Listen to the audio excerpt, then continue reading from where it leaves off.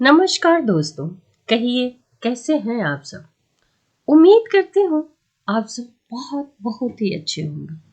आपकी अपनी पसंदीदा कहानी में आपका स्वागत है। आइए सुनते हैं जगत राम आर्य जी द्वारा लिखित कहानी सच्चाई के लिए उम्र कैद। आवाज सरोज शर्मा।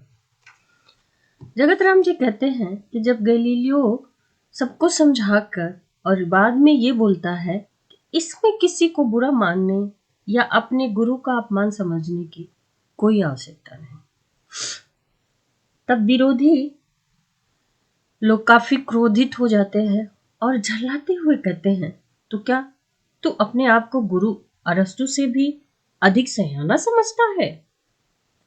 उनकी कौन सी बात तुझे गलत दिखाई दे रही है? मुझे साबित करके बता, नहीं तो तेरी कुशलता नहीं है।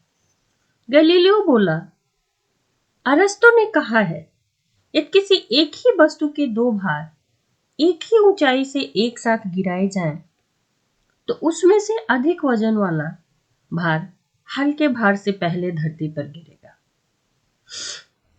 यह कहते हुए गैलीलियो ने अरस्तु की लिखी पुस्तक खोलकर अपने विरोधी को दिखाते हुए कहा, लो, अपनी आंखों से पढ़कर देख लो कि अरस्तु ने ऐसा लिखा है या नहीं।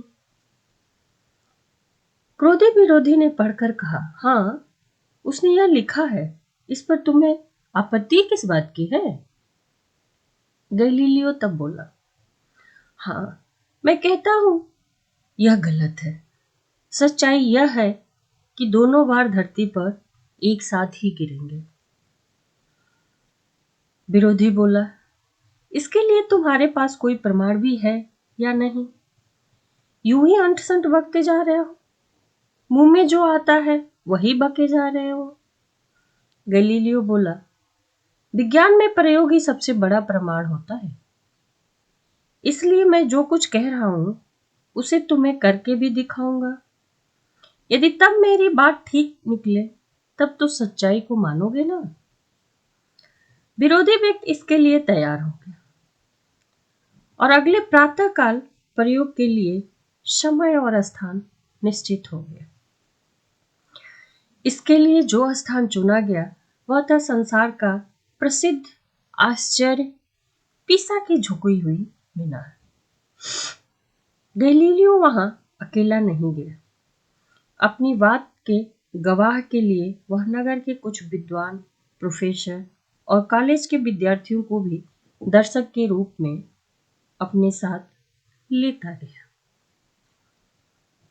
वहां पहुंचकर वह पीसा की मीनार पर चढ़ गया और अपने साथ दो तरह के भार को लेकर ऊपर गया, जिसमें से एक भार 10 पाउंड का था तथा दूसरा भार सिर्फ 1 पाउंड का था।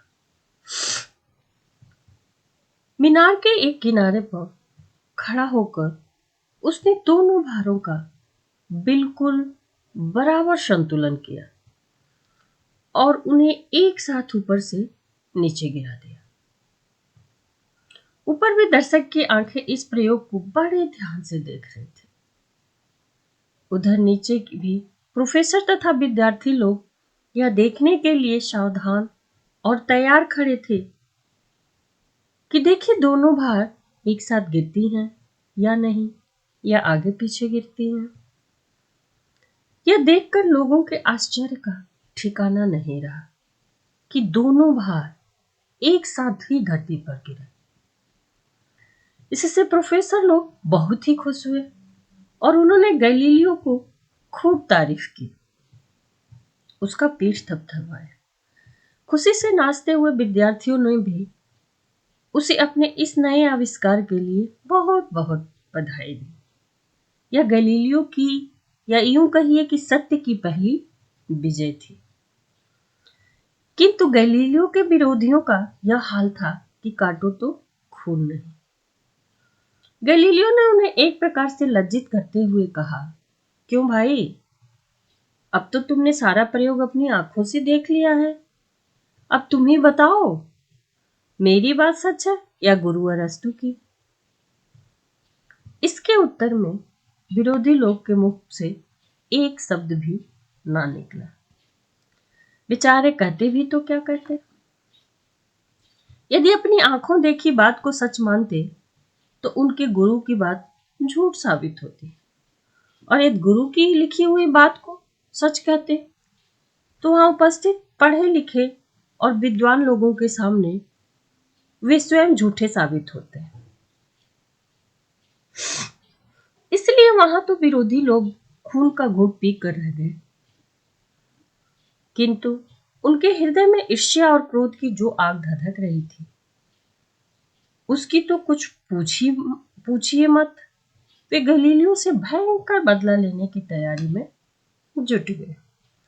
जो हम इंसान की फितरत ही ऐसा होता है कि यदि आप कहीं अपमानित हो जाए तो डबल जोर शोर लगाते हैं सामने वाले को बदनाम करने या अपमान करने की।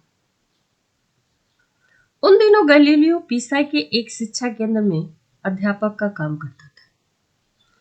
उसके विरोधियों ने बदला लेने के लिए उसे पहले वहां पर चोट की। उन्होंने केंद्र के अधिकारियों पर चारों ओर से सच्चा झूठा दबाव डाला और उन्हें विवश कर दिया कि वे गैलीलियो को अपने केंद्र से निकाल दें और उसकी नौकरी को खत्म कर दें। विरोधियों की यह चाल सफल भी हो गई और सच्चाई की खातिर गैलीलियो को अपनी नौकरी से हाथ धोना पड़ा। सत्य के लिए वह उसका पहला बलिदान था। सत्य के प्रेमियों को यह दुर्दशा देखकर बड़ा दुख हुआ। जगत राम आर्य जी कहते हैं कि सत्य के प्रेमियों को गैलीलियो के साथ यह अत्याचार देखकर बहुत ही दुख हुआ कि ऐसा होनहार वैज्ञानिक बेकार रहे और पैसे पैसे के लिए तरसता रहे, जबकि बुद्धि की दृष्टि से वह लाखों में एक है। यह सोचकर वैज्ञानिकों ने गैलीलियो की प्रतिभा का पूरा लाभ उठाना चाहा और उसे पडुआ विश्वविद्यालय में प्राध्यापक नियुक्त कर दिया। वहां रहते हुए उसने सत्य की खोज का काम बंद नहीं होने दिया, अपितु उसमें वह अब दुगुने जोश के साथ काम करने लगा था। उन दिनों आकाश के बारे में लोगों को बहुत कम सच्चाई मालूम थी। तारों, सितारों और ग्रहों के बारे में लोगों में तरह तरह की मनगढ़ंत कहानियां प्रचलित थी, जिनका सच्चाई से कोई संबंध ही नहीं था। इसलिए गैलीलियो ने ग्रहों के बारे में सच्चाई का पता लगाने का बीड़ा उठाया। इसके लिए उसने अपने कठिन परिश्रम के फलस्वरूप एक ऐसी दूरबीन का आविष्कार किया जिससे आकाश के ग्रहों को धरती से काफी स्पष्ट रूप से देखा जा सके। उस दूरबीन का शीशा इतना शक्तिशाली था कि उसमें से देखने पर कोई भी वस्तु 30 गुनी अधिक बड़ी दिखाई देती थी और इतनी ही अधिक स्पष्ट रूप में दिखाई देती थी। गैलीलियो के इस नए आविष्कार ने विज्ञान के क्षेत्र में एक नई ही क्रांति लाकर खड़ी कर दी थी। उसने अपनी दूरबीन से देखकर चांद, वरुण और बृहस्पति और अनेकों तारों के बारे में नए और अनोखे तथ्यों को ढूंढ निकाला था। आकाश गंगा के बारे में अब तक लोग धार्मिक दृष्टि से यही कहा करते थे कि वह स्वर्ग की गंगा है। गैलीलियो ने दूरबीन की सहायता से यह सिद्ध कर दिया कि आकाश गंगा भी घने तारे सितारों का एक समूह है।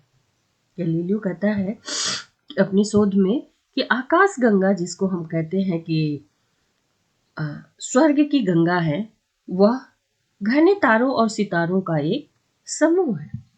उसने जो सबसे विचित्र बात प्रकट की वह सूर्य के विषय में थी। धन्यवाद दोस्तों। कहानी अच्छी लगी हो तो लाइक, कमेंट्स, शेयर और सब्सक्राइब करना ना भूलें। दोस्तों, लाइक और कमेंट्स जरूर करें। मिलते हैं कहानी के अगले भाग में। तब तक के लिए खूब खुश रहें, मस्त रहें, व्यस्त रहें।